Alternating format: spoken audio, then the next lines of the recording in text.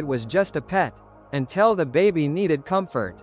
The night everything changed, and what science now says about the most underestimated bond in your home.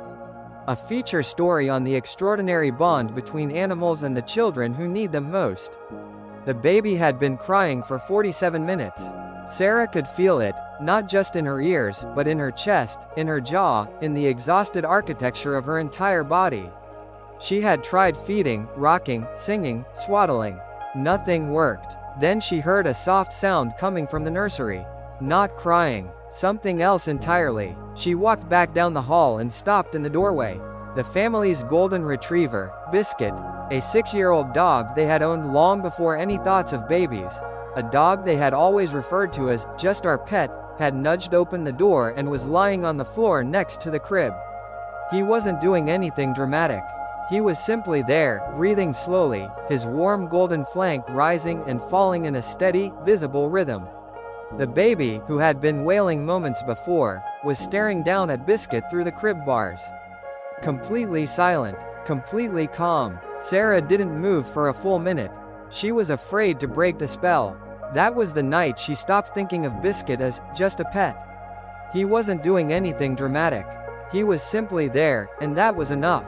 This kind of story is more common than most parents realize. Across living rooms and nurseries, in homes of all kinds, something profound is happening between the youngest and most vulnerable members of the family and the animals who share their space. And while these moments are often dismissed as coincidence or projection, the dog just wanted to be warm, or babies stare at anything that moves, a growing body of research suggests that what's taking place is something far deeper, far older, and far more meaningful than we have given it credit for. The science of comfort we didn't know to look for. For decades, the dominant view in developmental psychology was that babies were largely passive recipients of the world around them. They responded to their primary caregivers, mothers, fathers, grandparents, and everything else was background noise.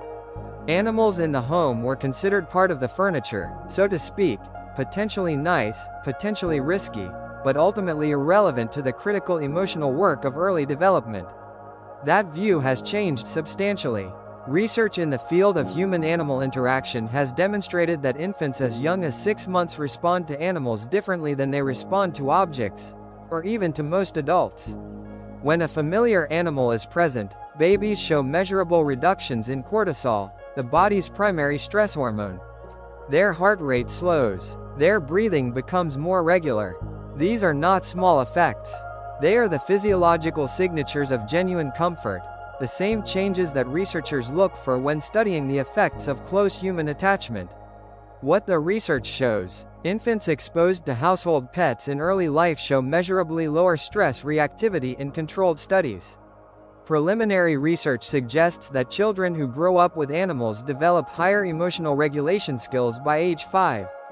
Babies as young as 8 months will orient toward a calm, breathing animal during periods of distress, a behavior researchers describe as instinctive. The presence of a dog or cat has been associated with faster sleep onset in infants when the animal rests nearby. What makes this particularly striking is the mechanism behind it. Animals, dogs especially, but also cats, rabbits, and even some birds, exhibit a very specific behavior in the presence of a distressed infant. They become still and slow. Their own breathing deepens.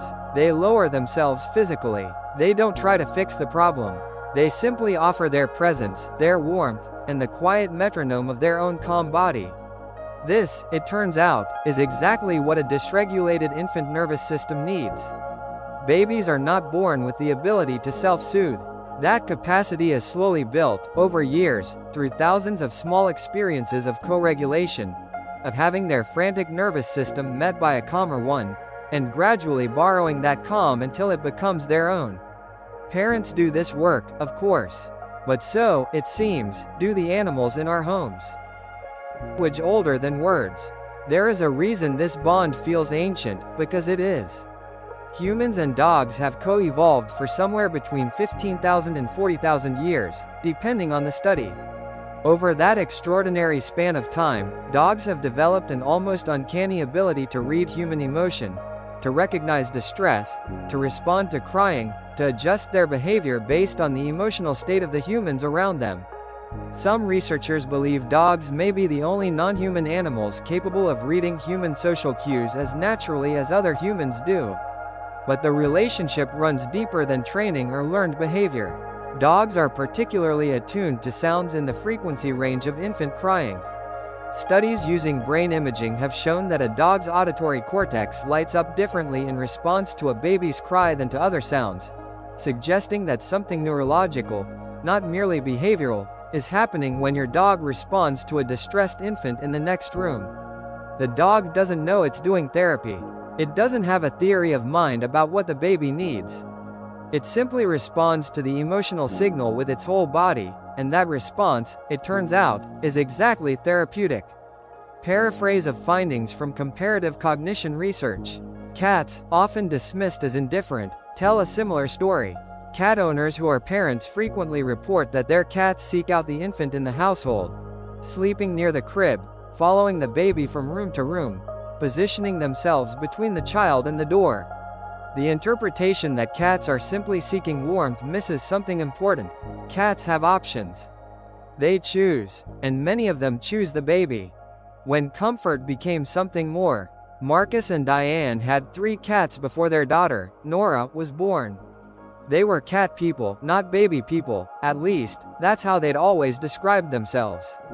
When Nora arrived 8 weeks premature, she spent her first month in the NICU, hooked to monitors that beeped and alarms that fired at all hours. When they finally brought her home, she was small, fragile, and almost impossibly sensitive to noise and disruption. The cats, Marcus told me, astonished them. We expected them to be jealous, or scared of her, or at minimum, completely indifferent. Instead, within 3 days, all 3 cats had staked out positions around her. One of them, our oldest, Minerva, started sleeping at the foot of her bassinet every single night. We'd hear Nora starting to fuss on the monitor, and by the time one of us got to the room, Minerva was already there. Was Minerva doing anything? Not in any visible way. She was just present, warm and still and breathing. But Diane noticed that Nora's fussing would often slow and stop before any human intervention. The baby would orient toward the cat, and something in her would settle. We started calling Minerva the night nurse, Diane said, laughing. She wasn't on our payroll, but she was absolutely pulling shifts. Does your pet do this too? Thousands of parents have shared their stories of extraordinary bonds between their animals and their children. Join the conversation and share yours. Share your story. These stories are not outliers. In the years since social media made it easy for parents to share such moments, a remarkable pattern has emerged. Pets, dogs, cats, rabbits, even the occasional guinea pig, routinely positioning themselves near distressed infants and toddlers. The animals seem drawn to the child's distress rather than repelled by it. And the children, even very young ones who cannot speak or explain what they feel, consistently respond with calm. Pediatricians and developmental specialists have begun paying closer attention. While formal clinical guidelines haven't yet caught up with the research, many practitioners now encourage parents of colicky infants or anxious toddlers to observe the family pet's behavior around the child, and, if safe and appropriate, to allow the animal access to soothing spaces like the bedroom or the child's play area. The bond that builds a brain. Comfort in infancy is not just comfort. It is construction. Every time a baby's nervous system is soothed, whether by a parent's voice, a warm blanket, or the slow breathing of a dog on the nursery floor, neural pathways are being built. The brain is learning, at the most fundamental level, that distress is survivable. That calm is possible, that the world contains reliable sources of safety. This is the foundation upon which all future emotional regulation is built. It is the substrate of resilience. Children who receive abundant co-regulation in early life, from whatever sources, develop stronger self-soothing capacity, lower anxiety profiles, and more secure attachment styles. The animal in the home, it turns out, may be contributing to this process in ways that are real, measurable, and lasting. There is also the question of empathy. Children who grow up with animals consistently score higher on measures of empathy and compassionate behavior toward others. The leading theory is straightforward. Animals provide children with their first sustained experience of caring for a being that cannot speak, cannot explain its needs, and cannot advocate for itself. Learning to read the signals of a pet, understanding that the dog's low tail means something different from its wagging one, that the cat's flattened ears signal a different emotional state than its purring, is, functionally, a masterclass in reading nonverbal emotional cues. That skill transfers directly to how children read other humans. Children raised with pets show greater comfort with emotional ambiguity and nonverbal communication. Early animal bonds have been associated with stronger peer relationships in early school years.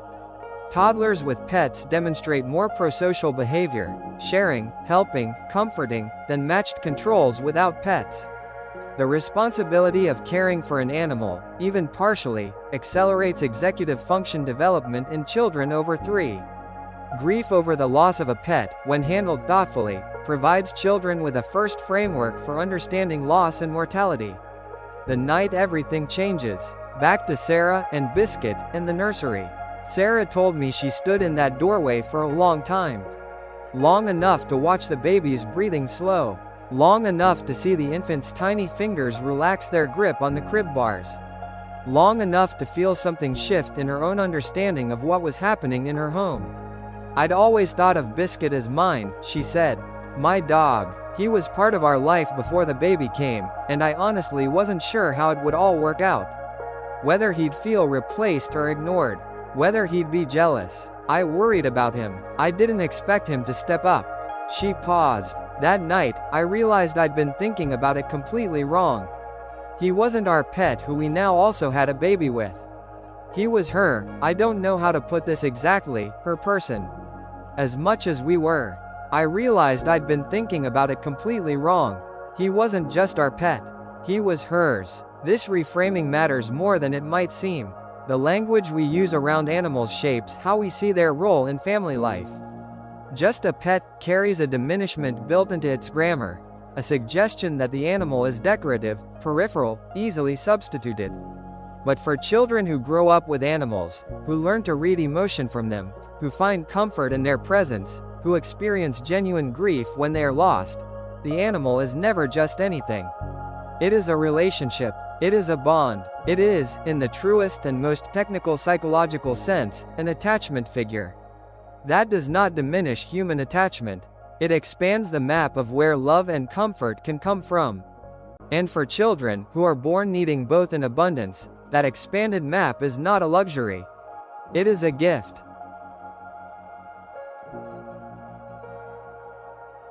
Means for your home. If you are a parent with a pet, or a parent considering whether to bring an animal into a home with a young child, the research suggests several things worth knowing. First, your pet almost certainly knows more about your child's emotional state than you might assume. Dogs in particular have been shown to approach children during crying with deliberate, soothing behavior, lowering themselves, offering their body to be touched, staying close without crowding. This is not learned from you. It is, in some sense, native to them. Second, the fear of too much closeness between young children and pets is often overstated. Obviously, safety supervision matters. No animal should be left unattended with an infant, and any signs of stress in the animal should be taken seriously. But the image of the protective, soothing family dog is not a fairy tale. It reflects something biologically real. Third, the bond your child forms with your pet is doing developmental work. When your toddler reads to the dog, when your baby reaches through the crib bars toward the cat, when your child dissolves into tears over the loss of a beloved animal. These are not small moments. They are, in the architecture of who your child is becoming, significant ones. And finally, the animal in your home chose to be close to your child. Whatever else you want to say about animals and their motivations, that choice is real. Observe it, honor it, don't explain it away. Read more stories like this. Every week, we share extraordinary stories of the bonds between children and the animals who love them, backed by the latest science. Subscribe, it's free. The morning after, Sarah woke up the next morning and found Biscuit asleep outside the nursery door. He had not been asked to stay there. No one had told him to. He had simply decided, with the quiet authority of a creature who knows its own purpose, that his place was near the baby. The baby, when she woke, looked around the room. And when she saw the golden shape rising and falling beyond the bars of the crib, she did something she did not yet have the words to express but which her whole body communicated without ambiguity. She smiled. That smile, Sarah told me, was the moment she understood something she couldn't have been told and couldn't have read in any book. The animal in your home is not a backdrop to your child's life. It is, for many children, one of the first beings in the world that makes them feel safe. One of the first relationships that teaches them that comfort exists. One of the first presences that says, without language, I am here. I am calm. You are not alone. That is not nothing. That, in the vocabulary of childhood development, is everything. Did this story move you? Share it with a parent you know, or with anyone who has ever underestimated the animal in their home.